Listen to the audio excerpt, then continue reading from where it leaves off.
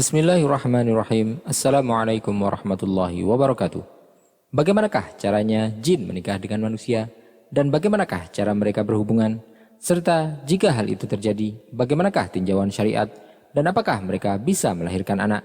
Serta bagaimanakah nasab anak ini jika benar kalau pernikahan jin dan manusia dapat menghasilkan anak? Sebelum kita menjawab pertanyaan-pertanyaan ini, kita akan sama-sama mempelajari apa itu jin dan bagaimana bentuknya.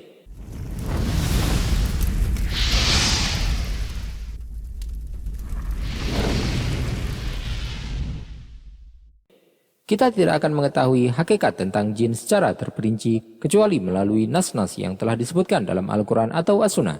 Dan seorang yang beriman tidak boleh mengingkari tentang keberadaan jin. Orang yang mengingkari tentang jin sepenuhnya, maka dia ditakutkan telah keluar dari agama ini. Sebagaimana sebagian kalangan pada zaman ini menyebutkan bahwa yang dimaksud dengan jin adalah virus atau sejenisnya, dan hal ini merupakan kesesatan yang nyata.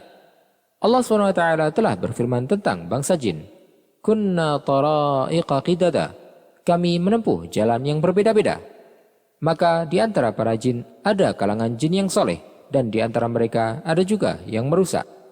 Sebagaimana disebutkan juga dari sebagian kalangan tabi'in bahwasanya mereka mengatakan bahwa di antara jin ada kalangan jin Syiah, Khawarij, dan Sunni.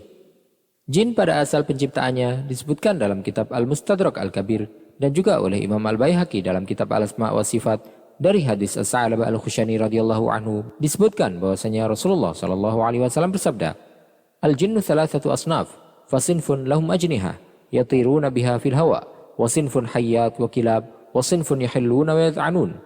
Jin terdapat 3 jenis. Jenis yang pertama adalah jin yang memiliki sayap dan dapat terbang di udara. Jenis yang kedua merupakan jin yang berbentuk ular dan anjing. Sedangkan jenis yang ketiga adalah yang bisa berubah bentuk dirinya. Jin adalah salah satu makhluk ciptaan Allah, yang mana dibebankan pula aturan syariat untuk mereka. Mereka diberi perintah dan larangan sebagaimana manusia. Rasulullah SAW juga diutus untuk mereka. Di antara mereka ada yang menjawab seruan Nabi dan ada pula yang kafir dan sesat. Pernikahan jin dan manusia. Allah SWT berfirman, "Wa yawma yahsyuruhum jami'an ya ma'asyaral jinni qad istakthartum minal ins. وقال أولياؤهم من الإنس ربنا استمتع بعضنا ببعض وبلغنا أجلنا الذي أجلت لنا قال النار مثواكم خالدين فيها إلا ما شاء الله إن ربك حكيم عليم."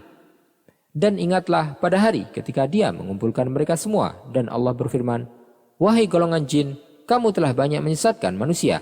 Dan kawan-kawan mereka dari golongan manusia berkata, "Ya Tuhan, kami telah saling mendapatkan kesenangan dan sekarang waktu yang telah Engkau tentukan buat kami telah datang." Allah berfirman, "Nerakalah tempat kamu selama-lamanya, kecuali jika Allah menghendaki lain. Sungguh Tuhanmu maha bijaksana, maha mengetahui." Dalam ayat tersebut Allah SWT berfirman tentang bangsa jin dan manusia. "Qad istakthartum minal ins." Dan firman Allah, "Rabbana istamta'a ba'duna bi ba'd."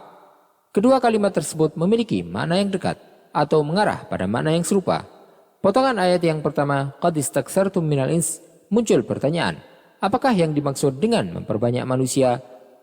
Sementara sebagian ulama menyebutkan bahwasanya maknanya adalah memperbanyak manusia dalam kesesatan. Kata tersebut bisa juga mengarah pada makna memperbanyak manusia dengan menikah dan memiliki keturunan.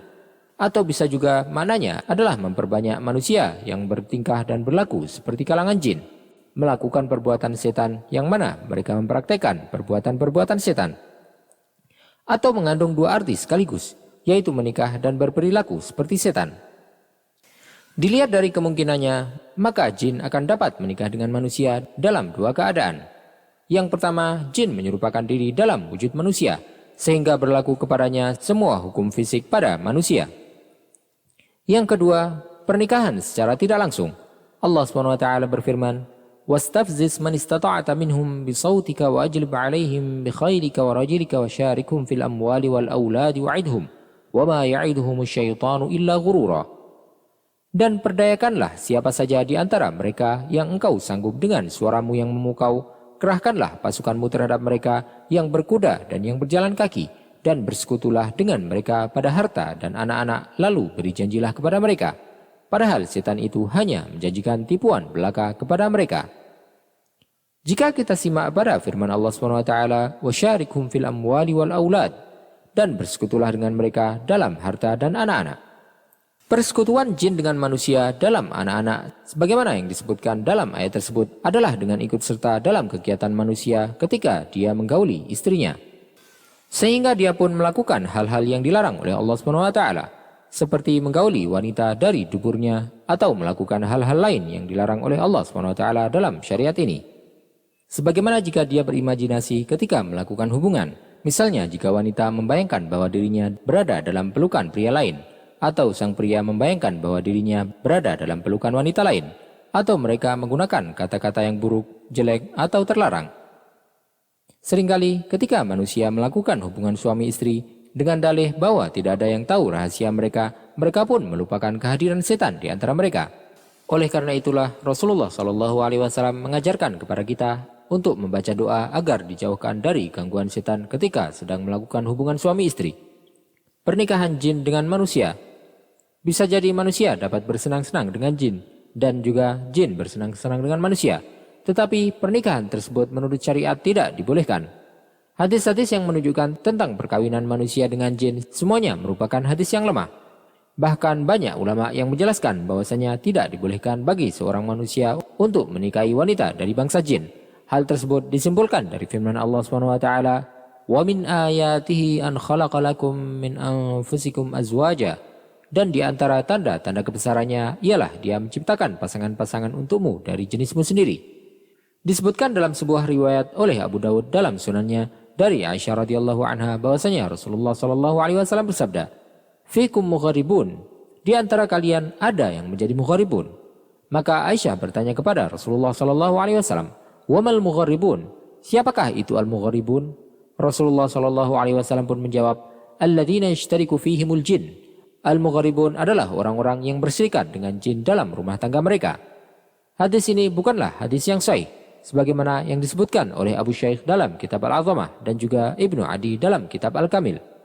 Selain itu disebutkan pula sebuah riwayat dari Abu Hurairah radhiyallahu anhu bahwasanya Rasulullah SAW bersabda, "Ahadu abawai Bilqis kana jinniyan." Salah satu dari kedua orang tua Bilqis adalah dari bangsa jin.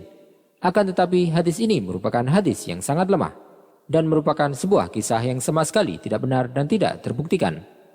Disebutkan bahwasanya Imam Malik bin Anas radhiyallahu anhu pernah ditanya, "Bolehkah seorang laki-laki menikah dengan wanita dari bangsa jin?" Beliau pun tetap diam dan tidak menjawab. Kemudian ketika beliau sendirian, beliau kembali ditanya, "Mengapa engkau tidak menjawab?" Beliau menjawab, "Hal ini dibolehkan, tapi aku khawatir bahwasanya nantinya akan ada seorang wanita muslim yang akan hamil dari zina. Kemudian jika ditanya kepadanya, 'Apa yang kamu lakukan?' Dia akan menjawab bahwasanya aku telah menikah dengan lelaki dari bangsa jin." Namun riwayat ini juga tidak sahih dari Imam Malik.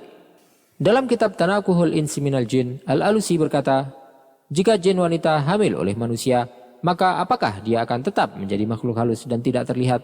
Dan pada saat hamil, apakah kondisi perutnya yang membesar akan tetap terlihat ataukah kehamilan tersebut tetap tidak terlihat? Ataukah apakah keadaannya sebagaimana wanita pada umumnya, bahwasanya ketika dia hamil, maka anaknya akan mendapatkan asupan makanan dan minuman dari ibunya? Maka pernikahan manusia dengan jin, apalagi memiliki anak darinya, adalah hal yang tidak dimungkinkan. Meskipun bersenang-senang antara manusia dengan jin adalah hal yang mungkin. Jin merupakan makhluk yang tak kasat mata.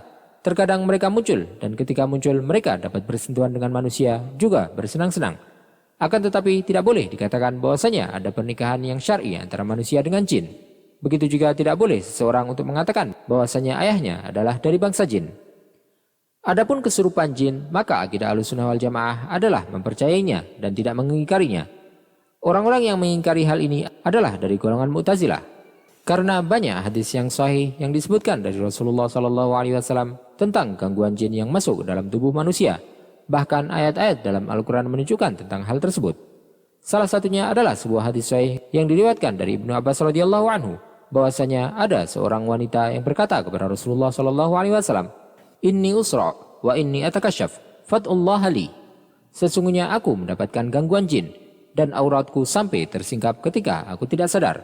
Maka berdoalah kepada Allah SWT agar menyembuhkanku.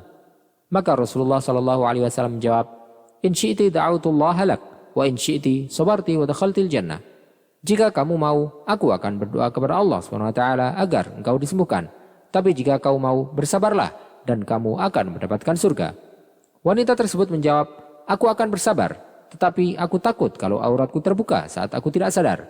Karena itu berdoalah untukku agar auratku tidak terbuka. Maka Rasulullah SAW pun berdoa untuknya agar auratnya tidak tersingkap. Dalam hadis tersebut terlihat jelas bahwasanya penyebab penyakit yang dideritanya adalah karena gangguan jin. Wallahu ta'ala alam wa sallallahu wa sallam wa baraka ala sayyidina Muhammadin wa ala alihi wa sahbihi ajma'in.